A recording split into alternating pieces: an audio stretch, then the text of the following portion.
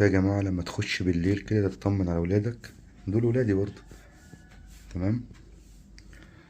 نتاية اهي نايمة، بصوا نايمة ازاي يا جماعة اهي، بنوتة. هما لسه متجوزين، هي كانت طالبة تزاوج من 10 أيام تقريبا، والحمد لله اتجوزوا وربنا كرمهم. تمام. وادي اهو سيمبا القط بتاعي الجميل، طبعا لسه واكلين وداخلين نايمين مع بعض الاتنين.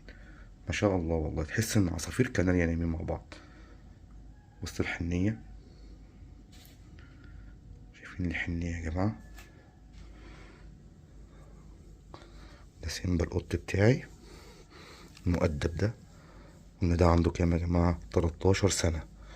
13 سنة، ودي لسه اول تزوج ليها، يعني كانت لسه صغنونة وكبرت الشهر دوت بقى.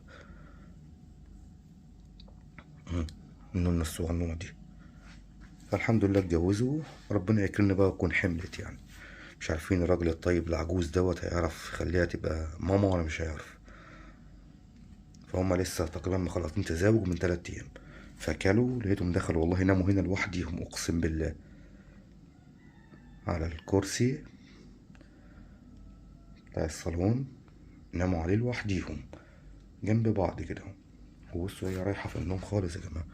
ويزو يا بنت، انت يا بنت بطلي كسل بقى، قومي بقى.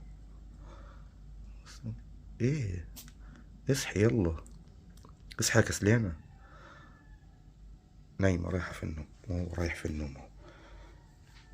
حبيت اوريكم بس ايه، ان الحيوانات امم امثالكم يا جماعة. تمام.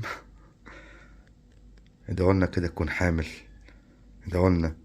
عايز اشيل عيالك يا سيمبا، انا اشيل عيالك يا حبيبي.